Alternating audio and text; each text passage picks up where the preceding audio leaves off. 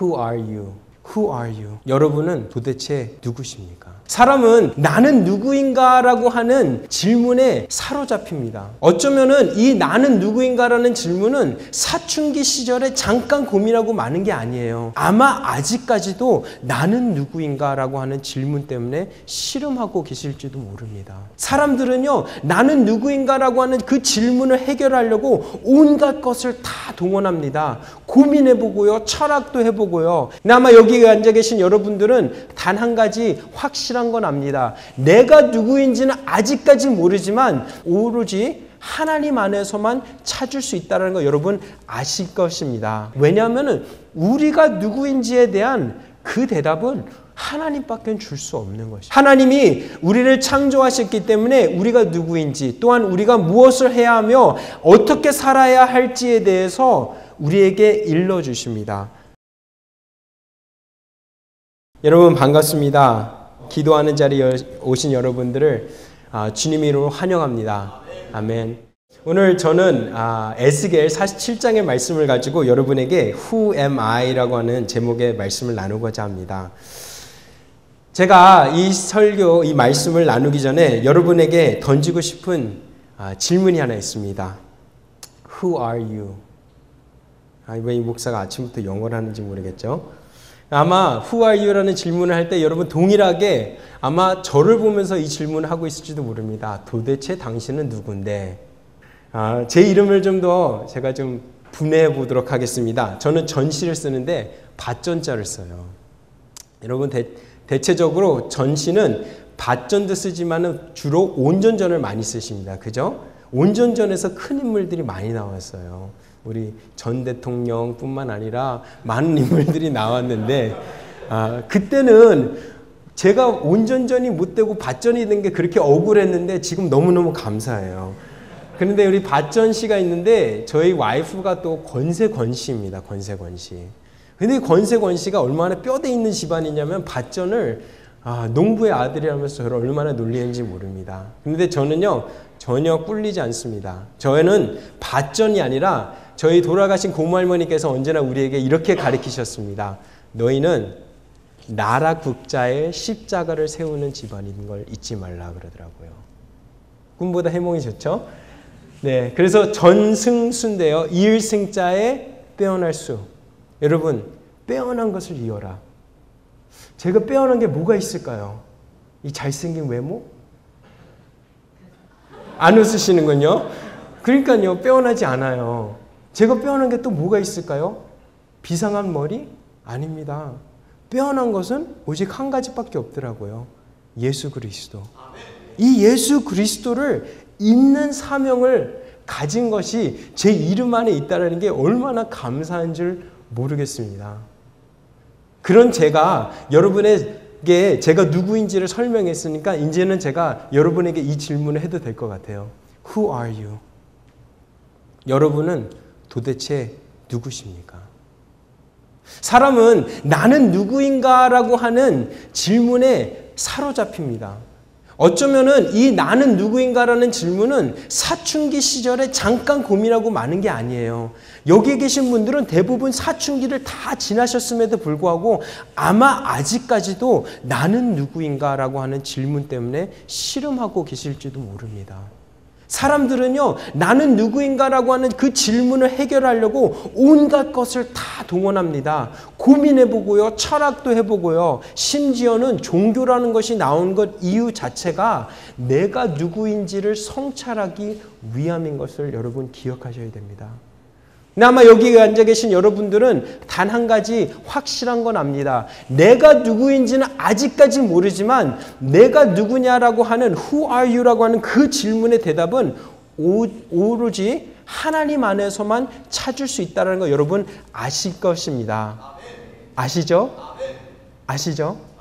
아시리라고 믿습니다. 그리고 아시고 믿으시길 바랍니다. 왜냐하면 우리가 누구인지에 대한 그 대답은 하나님밖에 줄 수 없는 것입니다. 하나님이 우리를 창조하셨기 때문에 우리가 누구인지, 또한 우리가 무엇을 해야 하며 어떻게 살아야 할지에 대해서 우리에게 일러주십니다. 그런 마음으로 우리가 이 자리에 서야 될 줄 믿습니다. 그리고 내가 누구인지를 알려주실 하나님을 기대하면서 오늘 말씀을 함께 나누고자 합니다. 오늘 말씀은 에스겔의 말씀입니다. 에스겔 당시의 시대를 제가 여러분에게 간략하게 설명해 드리도록 하겠습니다. 에스겔은요, 바벨론 포로 시기에 바벨론으로 잡혀갔던 포로입니다. 포로. 이스라엘이 이제 함락이 되고 바벨론 가운데 느부갓네살 왕이 와서 이스라엘의 많은 청년들을 데리고 바벨론으로 포로를 데려갑니다. 그 당시 이스라엘 젊은이들은 자기 마음속에 우리가 이 포로 생활을 가지만 곧 하나님이 우리를 회복시키시고 1, 2년 만에 다시 예루살렘으로 돌아갈 수 있을 것이라고 하는 희망을 가지고 있었습니다. 에스겔과 많은 그 포로들은 그랄 강가에서 바벨론의 노역을 감당하면서 그들은 하나님이 회복시킬 예루살렘을 기대했습니다. 근데 여러분, 그 바벨론으로 쫓겨간 그 포로들이 1년이 지나고 2년이 지나도 예루살렘의 회복의 소식은 들리지 않습니다. 거기다 더해서 심지어는 21년째가 됐던 그 해에 예루살렘은 회복되는 것이 아니라 완전히 폭삭 주저앉고 말입니다. 성벽이 무너지고 성전이 무너지는 안타까운 일들을 이들은 고국에서 듣지도 못하고 먼 이국 땅에서 포로가 된 그 상황 가운데 자신의 나라가 멸망했음을 듣게 됩니다. 어떻게 보면 희망의 노래를 불렀던 그 많은 거짓 선지자들의 이야기는 뒤로오고 하나님은 그들을 땅바닥까지 처참하게 무너뜨리셨습니다. 왜 그들이 무너졌을까요? 그들은 자기가 누구인지를 잊어버렸기 때문입니다. Who are you? 라고 하는 그 질문에 자신들은 살아계신 하나님의 선택된 백성이라는 것을 잊고 하나님의 선택된 백성으로서의 그 삶의 모든 목적과 삶의 방향을 잃고 다른 이방신을 섬기고 다른 이방 것들에 집중하며 하나님에게 초점을 맞추지 못했던 그들을 보게 된 것입니다. 그리고 예루살렘 성이 완전히 함락되고 몰락된 이후에야 하나님이 에스겔에게 다시 나타나십니다. 다시 나타나셔서 환상을 보여주는데 그 환상 가운데 에스겔을 잡아서 하나님이 예루살렘 성 가운데로 데려오십니다. 그리고 예루살렘 성의 성전을 다시 보여주십니다. 그리고 오늘 우리가 읽은 47장 성전 미문에서 에스겔이 지금 서 있습니다. 여러분, 오늘 성전 앞에 선 에스겔을 보면서 저는 하나님이 우리에게 너는 누구인지, 우리는 누구인지에 대한 질문을 함께 대답하며 나눠보려고 합니다. 에스겔은 자신이 누구인지 망각했던 이스라엘의 그 젊은이들을 대신하여 하나님이 그가 누구인지 또한 예루살렘이 누구인지를 다시 한번 확인하게 되는 것입니다. 47장 1절에 보시면 이렇게 되어 있습니다. 그가 나를 데리고 성전 문에 이르시니 성전 앞이 동쪽을 향하였는데 그 문지방 밑에서 물이 나와 동쪽으로 흐르다가 성전 오른쪽 제단 남쪽으로 흘러내리더라. 그가 또 나를 데리고 북문으로 나가서 바깥길로 꺾여 동쪽을 향한 바깥문에 이르시기로 본즉 물이 그 오른쪽에서 스며 나오더라 라고 하는 겁니다. 첫 번째, 내가 누구인가, Who am I에 대한 그 질문의 대답은요, 내가 하나님의 생명수로 밖에는 나의 모든 것을 충족시킬 수 없다라고 하는 그 사실입니다. 내가 생명수가 필요한 존재이라는 것, 그것을 깨닫는 것 자체가 우리에게는 내가 누구인지를 알 수 있는 첫 번째 단계입니다. 에스겔에게 왜 하나님의 영이 그 성전 미문에 흘러나오는 그곳에서 데려갔을까요? 왜 그랬냐면 너희는 나의 생명수를 필요로 하는 존재라는 것을 알려주시기 위함이었고 이 생명수가 너희에게 회복을 줄 것이라고 하는 약속을 주시기 위하셨기 때문이었습니다. 우리는 생명수가 필요합니다. 우리는 참 목말라요. 우리가 뭐에 대해서 얼만큼 이 공허한 것을 채우기 위해서 얼마나 많은 노력을 합니까? 여러분, 너무나 많은 노력을 함에도 불구하고 내 삶 가운데는 굉장한 갈증이 있는 것 여러분 알고 계시지 않습니까? 그러나 내 갈증은, 나의 이 모자람은 오로지 예수 그리스도가 주는 생명수로만 충족된다라고 하는 그 믿음.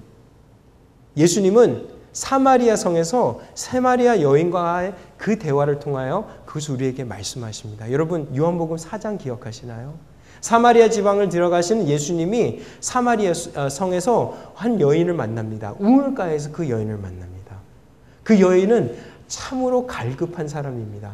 그 당시에 그 시대 가운데는 이방인이었습니다. 사람들이 어울리기 힘들어하는 사람이었습니다. 그렇기 때문에 그 여인은 사람들이 아무도 없는 정오에 물을 떨어 나왔습니다. 그렇게 갈급한 여인이 예수님을 통하여 대화를 하는데 예수님이 뭐라고 하시냐면은 요한복음 4장에서 이렇게 이야기하십니다.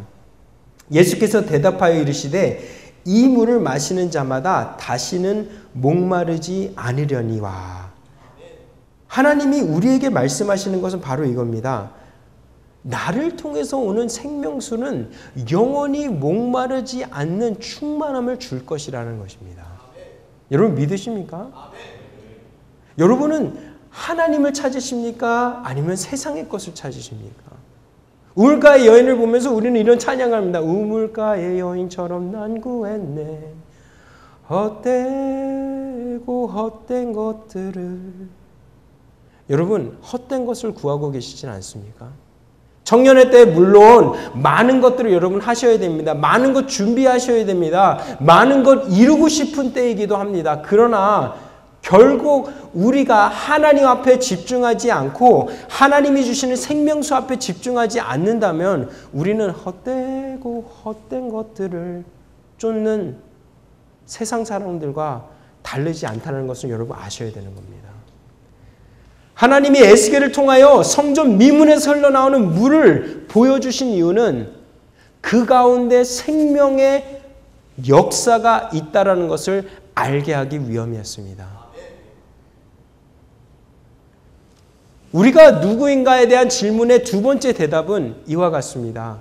내가 누구인지를 아는 것, 내가 생명수로의 존재로, 피로의 존재를 깨닫는 것 이외에 이 생명수가 계속 이어져야 된다는 것에 대한 여러분의 깨달음이 있어야 될 줄 믿습니다.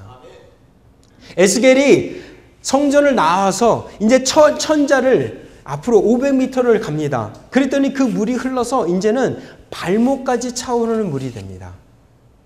천자를 더 내려갔더니 그 물이 이제는 허리까지 내려오는 강물입니다.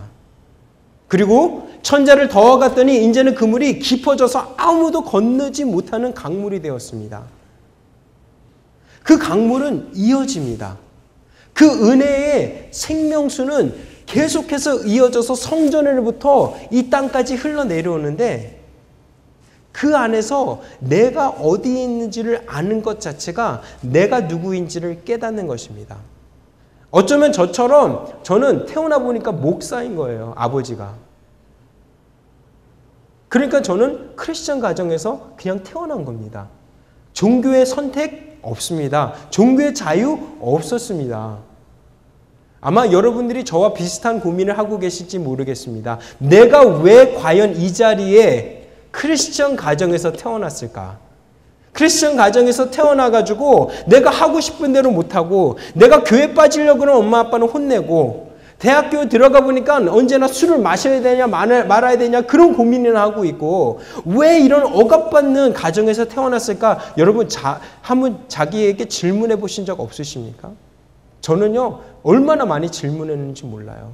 저는 사실은 그것 때문에 그 질문이 너무 깊어가지고 반항했어요. 저는 그게 너무 싫었어요. 왜냐하면은 태어나니까 아버지가 목사님이죠. 할아버지는 아니구나. 할아버지는 왜냐하면 전쟁통에 다 돌아가셨는데 할머니들이 다 기도원 원장인 거예요. 증조 할아버지가 목사예요. 그랬더니 저를 심지어는 어렸을 때부터 작은 목사님이라고 부르는 거예요. 혹시 저랑 좀 비슷한 상황에 계신 분들 계시나요? 저는 그게 너무너무 싫었습니다. 그래서 제 딴에 그 고민을 하고 그것에 대한 해답을 찾는 게 방황하는 거였습니다. 아마 여러분들도 저랑 같진 않지만 비슷한 경험을 하고 계셨으리라 저는 생각합니다. 여러분 그런 질문을 꼭 하셨길 바랍니다. 왜냐하면 지금 이때 안 하시면요 늦게 하는데요. 늦게 바람 피면은 늦게 그런 걸 고민하면요. 늦게 방황하면요. 큰일 저지릅니다. 여러분 기왕이면 젊을 때 해주세요. 그런 방황은 젊을 때 해주세요. 그런데 돌아보고 나니까 그 은혜의 강물에 제가 서 있다라는 것을 알게 됐습니다. 성전에서 흘러나오는 그 은혜의 강물이 차고차고 차는데 제가 그 중간에 있다라는 것, 그 역사의 안에 있다라는 것을 알게 되니까 제 방황이 끝났습니다. 여러분, 저는 물론 제가 이렇게 좀 끼워 맞추려다 보니까 조금 더 깊게 끼워 맞췄습니다. 그러나 저와 다르게 여러분 모두에게 그와 같은 은혜의 물줄기가 여러분의 삶 가운데 흘러내려가고 있었음을 여러분 아마 고백하실 수 있을 겁니다. 나의 부모님을 통하여, 나의 할머니, 할아버지를 통하여, 아니면 또한 이 교회를 통하여, 더 나아가서는 감리교회를 통하여 여러분에게 흘러내려갔던 여러분에게 생명의 물줄기가 있습니다. 그 생명의 물줄기, 우리는 그 가운데 서 있는데 하나님은 우리에게 그것을 이어가라고 말씀하시는 것입니다. 요한복음 7장에 이와 같은 이야기가 있습니다. 예수님께서 말씀하셔서 외쳐 이르시기를 누구든지 목마르거든 내게로 와서 마시라. 나를 믿는 자는 성경의 이름과 같이 그 배에서 생수의 강이 흘러나오게 하시리니라고 되어 있습니다. 우리를 찾는 마지막 질문, 그 대답은 바로 여기 있습니다. 내가 그 은혜의 강줄기에만 있는 것이 아니라 내 배를 통하여 그 은혜의 강줄기가 이어진다라는 뜻입니다. 여러분이 그 강이 되는 거예요. 여러분이 어떻게 보면 그 강으로 뛰어 들어가야 되는 것입니다. 여러분 6절에 보면은 47장 6절에 보면 이렇게 이야기가 나옵니다. 그가 내게 이르시되 인자야 내가 이것을 보았느냐 하시고 나를 인도하여 강가로 돌아가게 하시기로라고 되어 있습니다. 여러분 아마 이때쯤 에스겔에게는 이 물이 건너지 못한 물이 됐기 때문에 물살이 꽤 깊었을 거라고 생각이 듭니다. 아마 밀려드는 그 물살에 에스겔이 흠칫 놀랐을 수도 있습니다. 그런데 하나님의 영이 왜 이것을 이렇게 이야기했을까요? 표준 세번역에는 이것을 자세히 보았느냐라고 표현되어 있습니다. 왜 그랬을까요? 여러분 우리가 너무나 많은 것, 작은 것에 집중을 하게 되면 큰 것을 놓치게 되는 경향이 있습니다. 그 작은 물줄기, 그 물살이 급한 것을 바라보면은 그 물살로 인해서 어떤 일들이 일어난지를 놓치게 되는 때도 있습니다. 에스겔은 아마 지금쯤 건너지 못하는 이 강물에 그 위용에 잠시 자신의 정신이 빼앗겼을 수도 있습니다. 그러나 하나님의 영은 뭐라고 하냐면 너는 이것을 자세히 보아라 하면서 강을 보아라는 게 아니라 자신의 시선을 옮겨서 강가를 보게 하십니다. 강가를 봤더니 그 강이 흘러가는 모든 곳에 과실이 맺히고요. 그 강이 흘러가는 곳에 심지어는 사해 죽은 물이 새롭게 됩니다. 그 강물 가운데는 많은 어종들이 숨쉬고 수영하는 아주 풍요의 상징이 되어버리고 마는 것입니다. 이 강물을 통해서 하나님은 새로운 생명의 열매들을 허락하시는데 우리는 가끔 이 강가에, 이 강물에, 물줄기에 위압될 때가 많습니다. 내가 이 강물에 뛰어들면 내 삶은 어떻게 되지? 내가 이 강물에 뛰어들면 하나님이 날 목사로 부를까? 선교사로 부를까? 여러분 그런 걱정하고 계시지 않습니까? 신실한 믿음을 가지면 오로지 목사나 선교사가 되어야 된다라고 하는 그 잘못된 편견을 우리는 이제는 깨버려야 되는 것입니다. 내가 신실하고 내가 그 강가로 뛰어든다고 하나님은 다 목사 선교사 시키지 않습니다. 여러분을 세상 가운데 이 강가처럼 양옆의 모든 실과를 풍요케 하고 부요케 하는 하나님의 은혜의 강물이 되게 하실 줄 여러분 믿으시길 바랍니다. 그런데 우리는 정작 그 물살에 집중한 나머지 하나님이 하시고자 하는 큰 계획에 집중하지 못하는 것이 우리의 잘못일지도 모릅니다. 하나님은 여러분을 통해서 여러분을 통하여 은혜의 강물을 흐르게 하고자 하는 놀라운 계획이 있는 것입니다. 그 놀라운 계획에 나는 강물에 뛰어들 것인가 아니면 그 강물이 흘러가는 것을 그저 바라만 볼 것인가? 이 질문에 대한 대답은 여러분에게 남아 있습니다. 하나님은 여러분을 통하여 놀라운 일들을 하시고 특별히 이 성령 한국을 통하여 한국교회에 새로운 일들을 하시리라고 저는 믿습니다.